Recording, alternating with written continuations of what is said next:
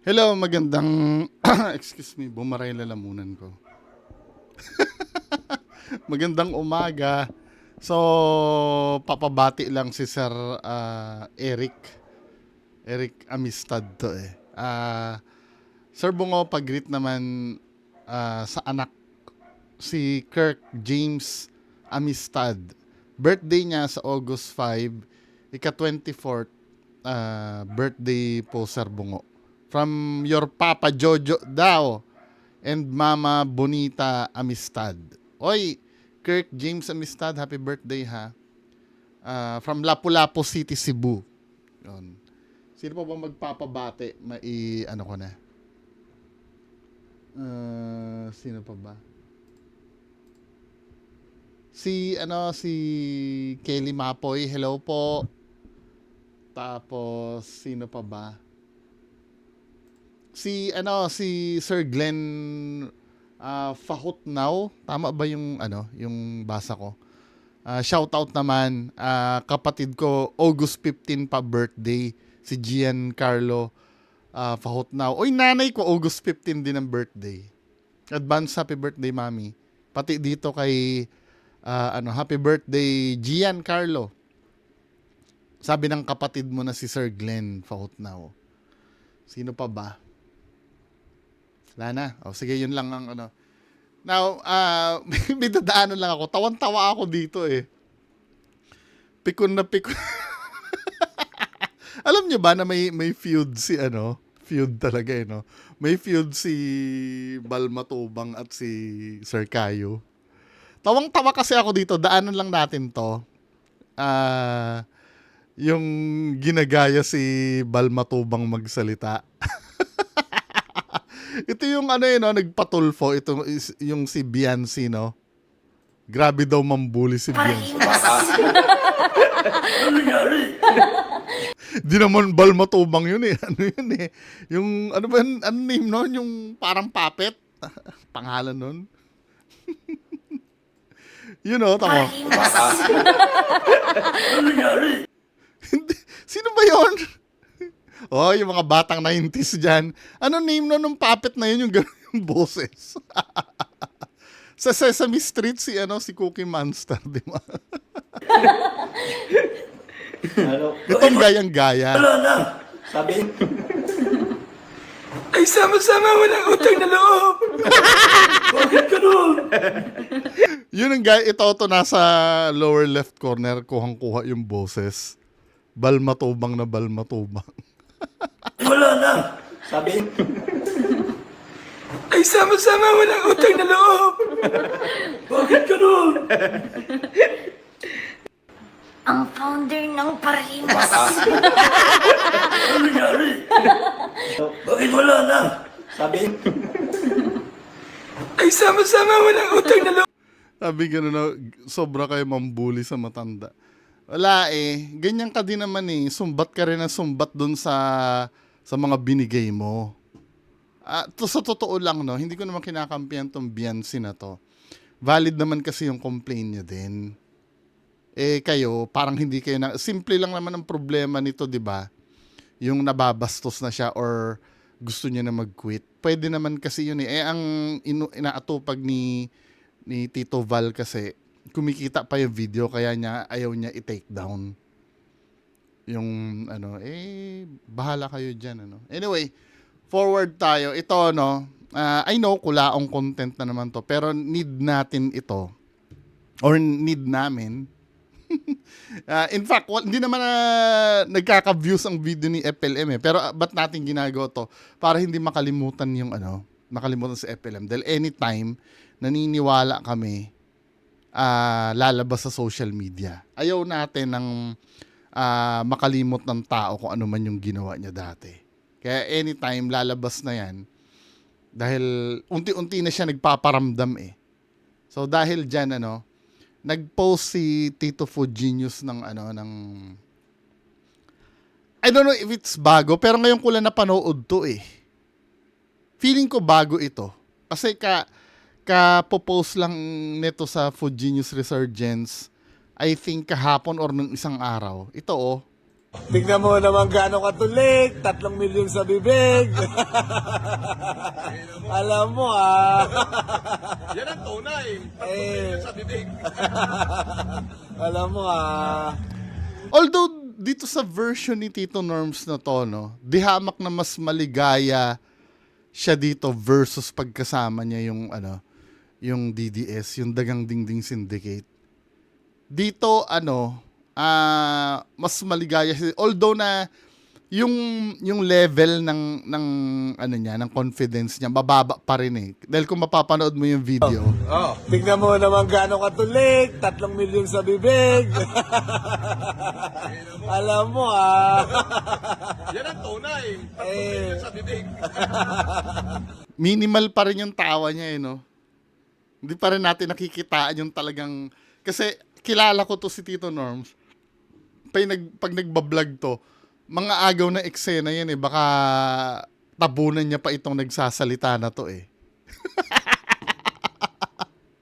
Pero andun pa rin yung kanyang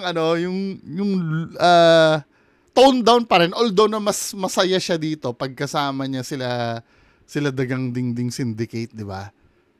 Yung sa Dagang Dingding Syndicate, pure pure, ang nakikita ko doon parang pure business lang talaga yung paghaharap nila doon. Kasi nga, kung ako iisipin ko, aware na siya sa mga pinagsasabi ni Sir Alex sa kanya pag nakatalikod siya. 'Di ba? Kumbaga, kailangan niya lang talagang makipag-ugnayan kay Sir Alex. Dahil kailangan. Hindi dahil kaibigan or what. Kasi yung pinagsasabi niya na i-upload ni ni Food Genius yun, 'di ba? At alam ko si Food Genius, nagmo-monitor din ito kay Food Genius, si Tito Norms. Nung nag-leak yung private conversation ni I think si Sir Alex yata 'yon at si Ma'am Monica. Na narinig niya yung pinagsasabi din siguro ni Sir Alex sa kanya pag nakatalikod siya eh. Hindi papadaig to. Kaya kung minsan pag magkikita man sila kasama si Junior tsaka si Rogelio Galang Santiago, 'di ba? Yung last na visit nila. Hindi siya makangiti eh kasi alam niya, ito speculations ko lang. I could be wrong ha. Alam niya na tinitira din siya pag nakatalikod. hindi rin siya makapag yung katulad nung dati na happy sila, no? Na ganun, hindi ngayon eh. Pag nagpicturean, alam mo yung napilitan na lang na nagpicture at duda ko binalak yan i-vlog ni Rogelio Santiago. Yung pagpunta nila doon kaya lang hindi sila pinayagan. Parang ayaw niya talaga. Ayaw niyang hindi katulad nito na kahit papaano permitted niya pero hindi pa rin ganun kataas yung confidence niya. 'Di ba? Tinry niyang nag-testing the water siya eh. Nag-live siya nung mga nakaraang araw. Pero bumubuelo-buelo pa. Kasi nga last rumor, rumor lang naman, hindi pa naman talaga napatunayan na tumitira siya sa transient. Di umano. Ngayon, kung mapapansin mo yung mga last live niya, yung past live niya, palagi naka-filter na hindi mo nakikita yung background or nag-live siya sa TikTok, wala siyang video. Ngayon siguro bago ito kasi magbe-bare months na eh. Nandun yung opportunity, ang hahabulin nito, feeling ko birthday niya. September ang birthday na ito eh. September 29, kita mo? 'Di ba? At ang trivia. Anuhin nyo tanungin nyo lang naman, hindi rin ako sure. Kapag ka magko-comment kayo kay Miko Parks page, kay Rogelio Galang Santiago, tanungin nyo, September 29 din ba ang birthday mo?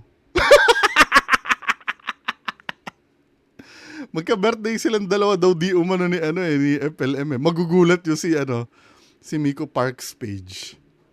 na September 29 ang birthday niya. Anyway, so ito yun, ano. Ito yung latest video. Alam mo Yan ang tunay. At meron din akong gustong i-throwback dito na video. Ito yung video na nasa sulok siya ng Heritage nun, na nagla-live siya, na yung mga pinagsasabi dito hindi talaga natupad. Sabi daw ni Mark Jason Warnacolahewa, isinare ni Nasabi Filipino Lawyer. Ang sabi ni Mark Jason Warnacolahewa sa kanyang post, huwag tayong mababaw mag-isip, sabi niya. Bukas ay hindi hearing ang magaganap, kundi preliminary investigation. Ano tawag doon? Hindi ba hearing sa piskalya ang tawag doon?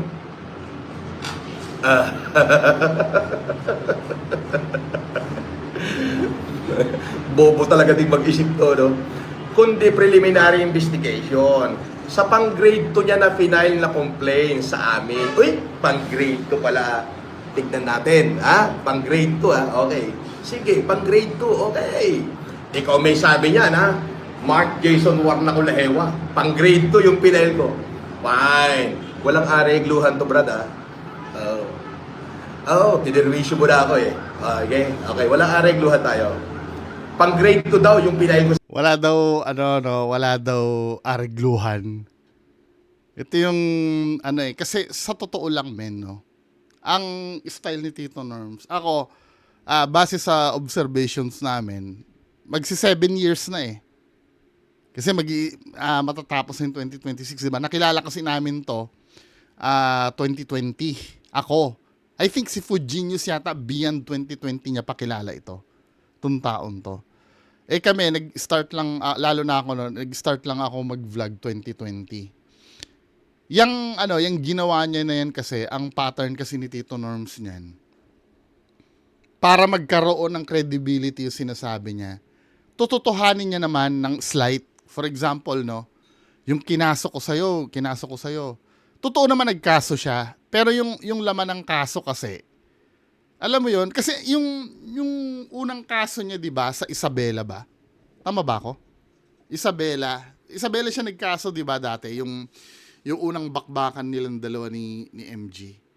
Nung nagmi-meeting kami dati, no, nagkukwentuhan lang naman, hindi naman meeting na, kasi may mga pagtitipon uli kami, hindi dahil kasi kami noon, UTW, no, topic na kasi namin siya noon. So, nung balik yun, tapos nagkaroon ng kasuhan, nabuhay uli yung GC namin. Kasi nga, nag-assemble kami dati noon kay Tito Norms eh. Nung kinasuhan niya si MG, alam na namin na yung galawan na yon, yung pagkaso na yon, hindi naman talaga pang seryosohan yon. Ang layunin lang nung pagkaso niya kasi before, yung sa Isabela, masumpinahan lang si MG. Yun lang talaga. Kasi pag normal kang tao, no,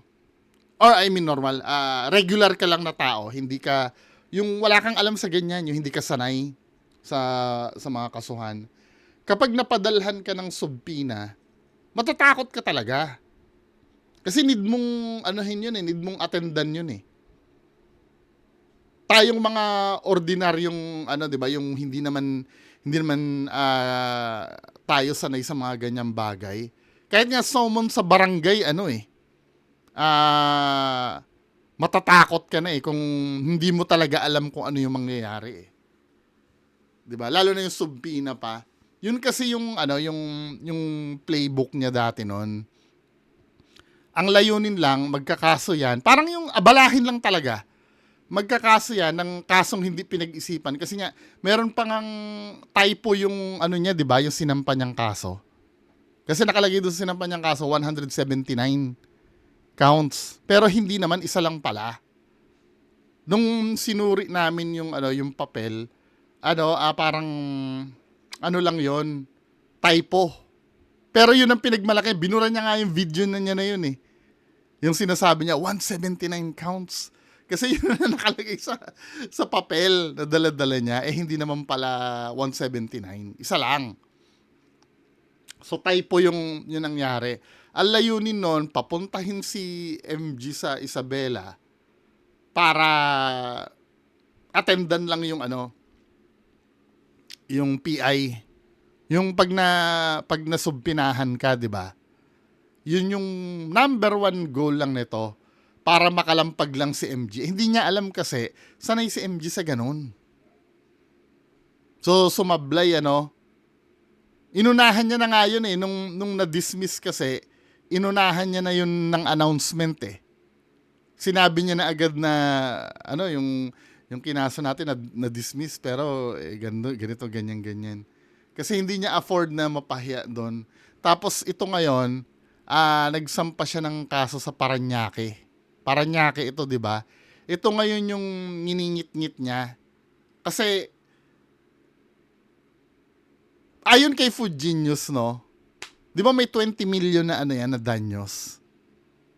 Di umano, yan daw yung pinapang-akit niya dun sa mga uutangan niya na may makukuha siyang 20 million sa demanda. Di umano ang post na yon, yun yung may yun yung may picture na nasa parang manukan sila na pinuntahan niya na hindi rin naman daw siya pinautang din. Sa kanya. Kaya ito yung ini-establish niya.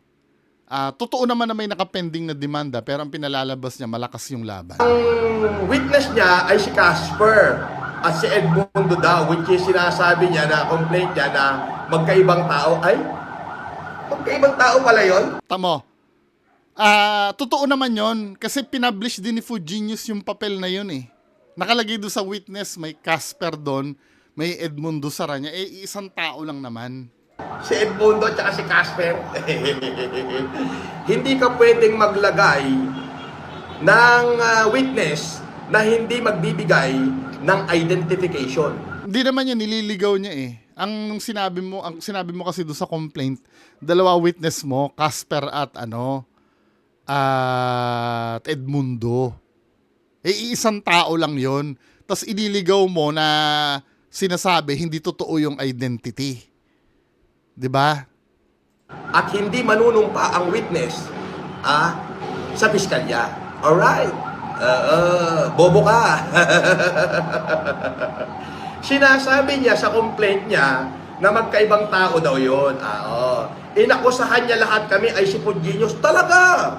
Grupo kayo Food Genius Vlog, Food Genius Resurgence, Friends of Food Genius, Food Genius Devil. Bakit? Pag pinost ni Food Genius, isi-share mo. Ang babaw na logic niya, Pag pinost doon ni Food Genius, paano yung mga ibang nag-share? For example, dito, pinost ni Food Genius to, ilan ang share nito? 126. So, lahat ng nag-share na ito, miyembro ng Food Genius Group? Tito Norms talaga. Pinost mo, isi-share nila. Di grupo kayo, cyber criminal kayo Tama ba? Dito nagsimula yung kung pinalipat yung cyber criminal. ng bahay, di ba? Binibidyohan niyo yung bahay ko, di ba? Na hating this oras ng gabi, pinadadala niyo ako ng kabaong, nakapost sa inyo lahat. Tamo. Hating this oras daw ng gabi, pinapadala daw ng... Yun, di ba? Pinapadalhan daw siya ng kabaong. Asan yun? Kasi kung pinadalhan ka ng kabaong, dapat may picture yun. Yun ang matibay na evidence. At isa pa, di ba, subdivision yun, kahit man lang may logbook doon ang gwardiya na may kabaong na pinadala doon, wala ka na i-provide nun Ang pin-provide mo, yung post ni Food Genius na pinadalhan ka ng kabaong, wala nang iba. Ilagan mo yan. Okay. Sabi niya, dinamay pa yung Mr. and Mrs. Santos. Ay, natural! Bakit? Sila kumuha ng picture ko na may sniper scope Katulad niyan, nag-assume ka na sila yung kumuha. Actually, pwedeng drone yun if ever na ganong kataas. Nag-assume ka kagad Kung titingnan nyo, baka nga mamaya walang bintana dun Nakita yun eh. Nung kinunan nila ako, nung pinicturean nila ako, ipinost ni Food Genius yan ng grupo, ang grupo nyo. Magkakasama talaga kayo. Yan. Pangalawa, at may police report yun at may barangay report. Bukod sa police report, may barangay Yung blatter niya. report, merong report ng security guard ng Homeowners Association. Okay. Kasi nag-complain din siya sa security guard, di ba? Pumunta dun yung ano. Tapos yung security guard, sinabi na Santos daw yun eh. May-ari. At hindi lang homeowners ang isa, 3 homeowners yan. Oo. Na talagang ini-stock nyo ako sa bahay ko at kung saan ako mapunta. Talagang may threaten sa buhay ko. Oo, di ba? Ilagan nyo na lang. Ang kulit niya rin ano, sinabi niya nag-cause daw yun ng ano ng panic sa kanya at ang anxiety, 'di ba? Pero nasa video niya hindi naman daw siya nakakaranas ng anxiety. Okay. At dahil sa preliminary investigation lang yan, hindi obligado na dumating ka. Mahalaga lang kuhanin ng complaint, kahit abogado mo, pwede gawin yon. Tapos sa second preliminary investigation, dala mo na ang affidavit mo, which is yung sagot mo at complaint na for reason na ulit yon, mga 2 to 3 months. Okay. Mga 2 to 3 months daw. Okay. Mabot nga na 6, 'di ba? Ikaw ang may sabi niyan, Mark Jason Warnaculahewa, na ipinost ni The Sabi Lawyer. Actually, magkakasama kayo, di ba? Okay. Ayan, no? 2 to 3 months. Eh, ano yung ninangaw-ngaw mo na makukulong na at mahuhuyo ng January si FLM o si Kulao? Eh, kung si Tamang ina-identify niya yung sarili niya as kulaong. Natupad naman, kaya lang delay ng ano, I think, April ba siya nakulong? April ano? Na-delay lang ng ilang buwan. sinasabi mong 2 to 3 months pala ang reso, ano ang totoo sa sinasabi mo? Oh, lagi mong pinagkakalat. Mahuhuyo na ako ng Enero, ng December. Oh, bago sasabihin mo 2 to 3 months ang resolution. Anong kalokohan na pinagsasasabi mo?